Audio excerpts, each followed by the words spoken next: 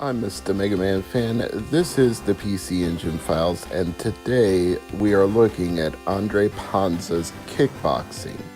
Now, who is Andre Panza, and why should you care?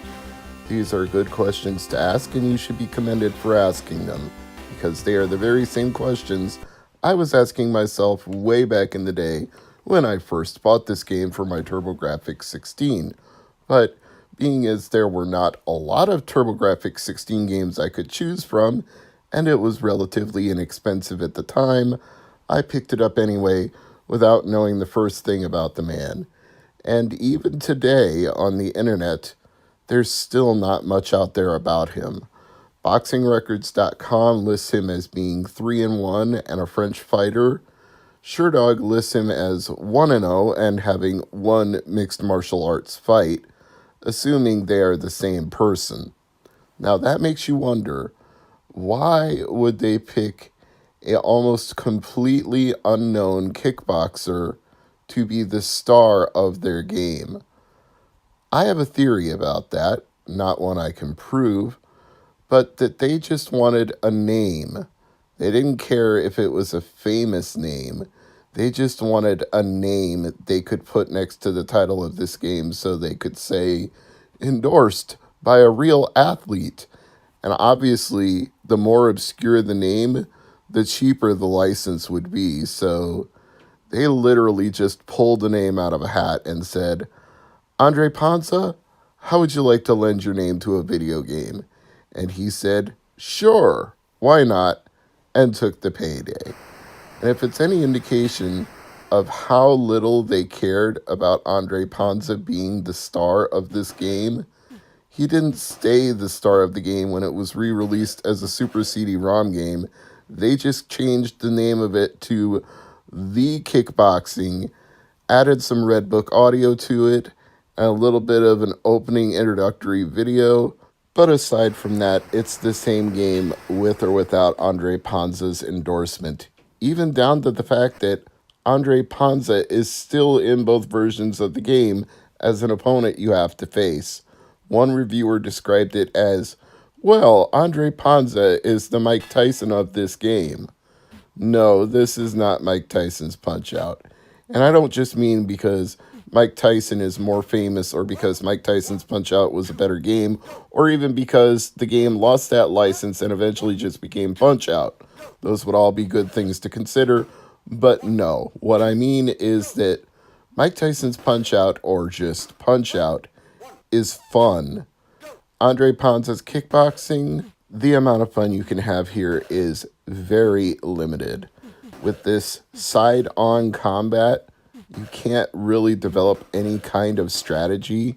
You can throw roundhouse kicks or low kicks or straight punches or body punches, but you don't get to study your opponent like you do in Punch-Out and find their tells and attack them at strategic times, or save up your power moves and then land one devastating knockout blow. This is just, it could just as easily be a standard boxing game without even being called kickboxing, and standard in the most banal way, which means moving left to right and throwing a strike and either countering your opponent's strike or blocking it. I'm not even sure you're doing any blocking in Andre Panza's kickboxing.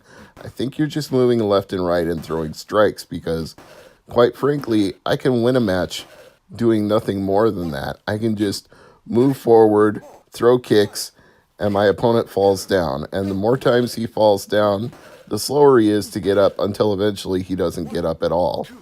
Which shows me that this isn't like standard boxing, kickboxing, or mixed martial arts, because even in Mike Tyson's Punch-Out, you would have a technical knockout if you got knocked down too many times and the referee just said, okay, that's it, you're done. But this referee seems more than content for you to savagely knock your opponent down over and over again until he can't stand up anymore, whereas in most real combat sports, a referee would step in and stop it long before it got to that point. Or you would hope they would. Some referees have very famously not done that and let fighters take way more unnecessary blows than they needed to take. Andre Panza's kickboxing also suffers from a lack of presentation. And by that I mean there's no crowd noise when you're fighting, there's no music in the background except in the intro. There's really nothing to enhance this game whatsoever. Now again, the Super CD-ROM adds some of those things to it, but is it worth going out of your way to have either version of this game? I don't think so. It's relatively cheap, even by modern PC Engine and TurboGrafx 16 standards. You can get a loose copy for $20, but unless you're just desperate for something to play, I don't think I'd bother. And to add insult to injury, and not injuries suffered while fighting, I couldn't even progress past this point where it allows you to select various strikes. I selected to quit, and the game just froze here, either because there was an emulation error or they just didn't program it to do anything else beyond this point because they never thought people would select that option. I don't know which is true, but I was ready to be done with Andre Panza's kickboxing, and I am. It's Mr. MegaManFan. The PC Engine Files is back with another crappy Games Express game.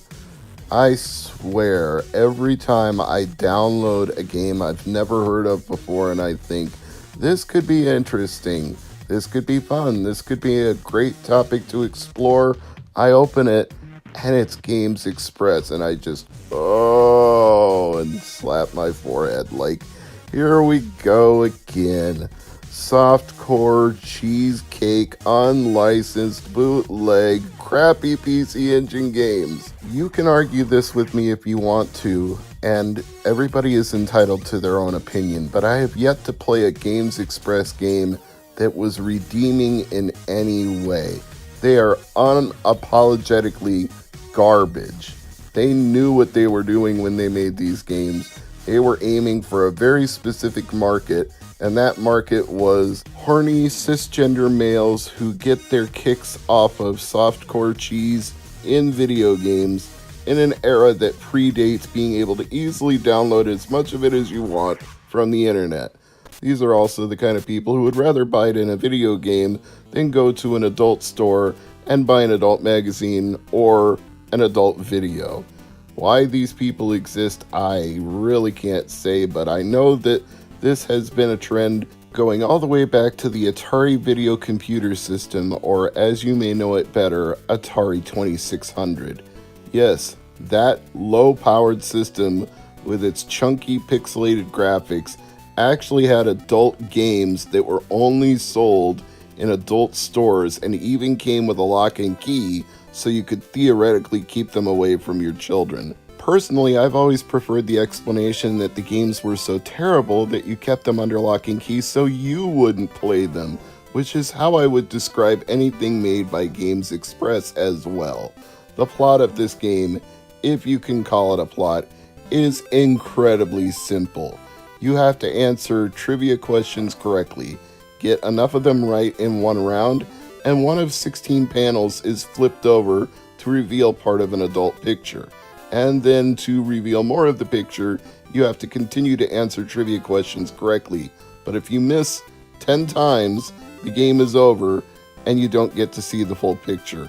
Which I am very thankful for because I don't want this video to be flagged, so I was trying purposefully to lose, and once in a while I would actually get a question right, to my horror and dismay, but I never got more than 2 right in one round before I got a game over, so my footage was ultimately saved from having to go on the proverbial dustbin of history.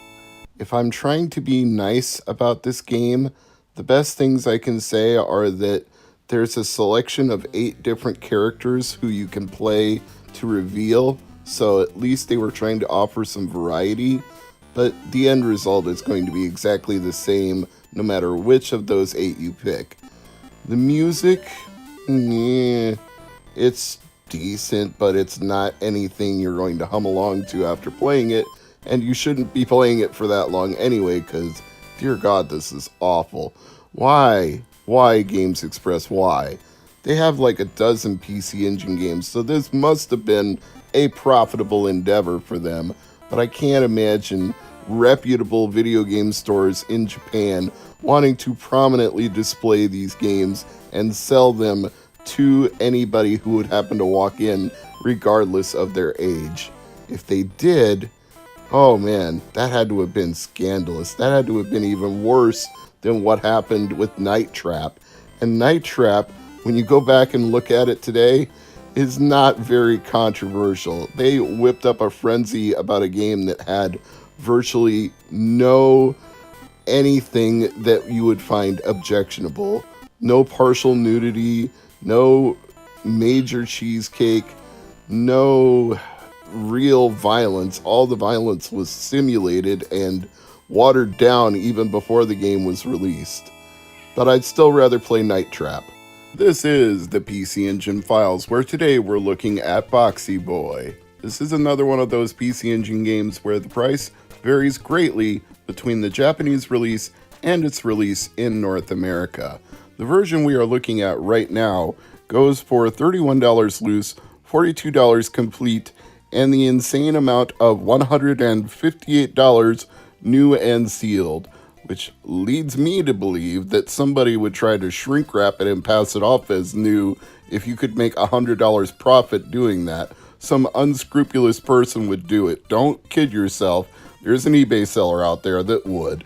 Now, if you want the Japanese version, which is called Sokoban World, I'm looking at a copy on eBay right now, $16 complete plus $5 shipping from Japan. So for $20, you can have a complete copy, or for $30, you can have a loose copy. And it's the same game. In fact, if you remember a Jontron video where he plays bootleg Famicom games, it's the same as Box's World. Look at that bear. Look at that smug son of a bee. He knows what he's doing. Yeah, it's Box's World. It's also known as Boxel if you have it on Game Boy. This game has been around a lot of times and a lot of different names, but it's always the same gameplay. You're a guy trapped in a room full of boxes, and the only way to escape that room and get to the next room is to push all of the boxes onto the marked tiles. How you do that is up to you, but you can't progress to the next level unless you put all the boxes where they're supposed to be. Some versions of it give you additional credit for doing it in as few moves as possible. If it keeps track of the time, sometimes you get a time bonus for how few seconds it takes you to complete the level. But either way, it's always going to be you shove boxes. You cannot pull the boxes. You cannot teleport the boxes. You cannot do anything other than push a box, or in this case, hit the one button to unpush a box. It will let you undo moves that you've made if you've gotten yourself into a situation where you can't solve the puzzle. But that's all you can do. You can progress forward or you can roll time backward. Now, the question you have to ask yourself at this point is, does Boxyboy or Sokoban World do anything different from any other version of Sokoban that would justify spending $40 on a complete copy of it? I have to say no. I would tell you, get Boxel for Game Boy. That goes for $8 loose, $20 complete. You might want to argue that it's not in color and that maybe the music on this version is better, but if you have a Game Boy Color, a Game Boy Advance, or a Game Boy Player, you can select your own color palette. And I don't think the graphics are that much different or the soundtrack is that much better or worse that you should spend double that just to get a PC Engine version, which is why I've never owned a copy of Boxyboy, because I've always known this was the same game as Boxel, as Sokoban, as Box's World, and there's only so much room in my life for a box-shoving game, even if it's a fun one. I'm not going to say Boxyboy isn't fun because I like puzzle games, and this is kind of up my alley, but it's not the kind of up my alley to justify spending $40 on a complete copy for TurboGrafx 16 or $20 for it on PC Engine. But if you're looking to complete a collection, that's certainly not the top of the range That's not the mountain peak that you're going to go over and break the bank trying to complete a collection. So if you're looking for I use air quotations when I say this, affordable game for PC Engine, Boxyboy is not the worst one. It's just possibly something that's redundant if you already have a similar game on a different platform. And there's a high chance that if you're a retro game enthusiast or a video game collector, you've got a version of this, because I am not exaggerating when I say it came out on just about dang near everything. In fact, there are so many different versions of Sokoban that the Wikipedia page for Sokoban doesn't even list Boxel as one of them. If you go to the Boxel page, it says, in Japanese, the title of this game is Sokoban, so they know, but the person who edited the Sokoban page itself doesn't know. It's a problem with Wikipedia often, that the left hand doesn't know what the right hand is doing, and these things get left out. But you can find this on Game Boy, you can find this on PC Engine, you can find this on Sega Genesis, you can play it on home computer, you can play it on iOS devices, you can play it on Android devices. You've got lots of options, and some of them would even be free that you wouldn't have to pay for a copy. Now, as for its critical reception, Retro Gamer's Paul Driscoll recommended it to puzzle enthusiasts, but said that other gamers would not enjoy it. That seems accurate, Paul. I'm not going to disagree with your assessment. On GameFAQs, it currently has a rating of 3 stars out of 5, fair to average. I would say that's on point as well. It's something you can pick up and play for a little while, but eventually you're going to want to do something more fun or more exciting. You'll run out of gas and decide, yeah, I think I've had enough of shoving boxes around. But it's not terrible. It's not unplayable. It doesn't have difficult controls that are hard to master and don't respond when you push a button or a D-pad. Everything works the way it's supposed to, which I suppose is a side effect of the simplicity of Sokoban, is there's not too much to screw up here. It's kind of like having a maze game where all you do is move through the maze until you reach the exit. How badly can you screw that up? Of course, I say that knowing there's a ZX Spectrum compilation out there on cassette called Don't Buy This, where inept programmers doing the most simplistic of concepts still made games that looked horrible and were almost unplayable. So, no, you could screw up a simple maze game, you could screw up a voxel game, you could screw this up on PC Engine, but they did not. So, if you're looking for a competently programmed puzzle game that's inoffensive, but costs more than I think you should pay for something like this, then go for Sokoban World, because at least it's the cheaper version compared to Boxyboy. All you're paying for when you pay the extra $20 is North American manual, North American artwork, and North American compatibility with TurboGrafx 16. But if you have an EverDrive or a Super SD System 3, you don't even need to worry about that, because Sokoban World is going to work for you. And if you have a HuCard converter, you can get around that problem as well. So I say Sokoban World over Boxyboy, but I say Boxel over both of these things. I'm Mr. MegaManFan, this is the PC Engine Files, and I thank you for watching. If you're new to the channel, hit subscribe because it helps us out, and if you like or share the video, that helps too. Commenting is really good because YouTube measures this thing called engagement, where the more people interact with your video, the more they will recommend the video to other people, so the comments always help. I thank you, and I say I will see you again in 7 days for another installment of this very series. But bye for now.